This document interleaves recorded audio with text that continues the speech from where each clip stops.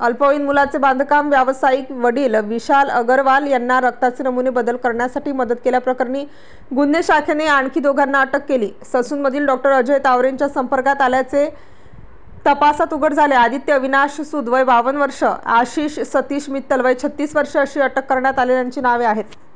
कल्याणी नगर भागात 19 मे रोजी मध्यरात्री अपघात झाला। भरधाव मोटारीच्या धडकेत संगणक अभियंता तरुणीचा मृत्यू झाला होता। अपघातानंतर अल्पवयीन मुलाचे वडील विशाल याने ससूनमधील डॉक्टर तावरेंशी संपर्क साधला। त्यासाठी मकानदार गायकवाड यांच्या माध्यमातून 4 लाखांची रक्कम देण्यात आली होती। अग्रवालचे परिचित आदित्य सूद, आशिष मित्तल यांची डॉक्टर तावरेंशी ओळख होती।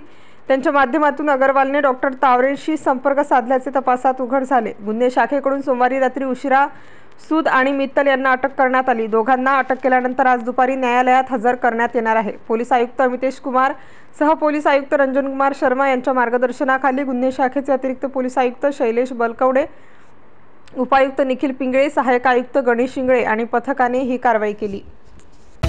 महाराष्ट्रातील महत्त्वाच्या आणि ताज्या बातम्या पाहण्यासाठी आजच आमच्या लोकराज्य न्यूज 24 न्यूज चॅनलला YouTube वर सबस्क्राइब करा आणि बेल आयकॉन प्रेस करा।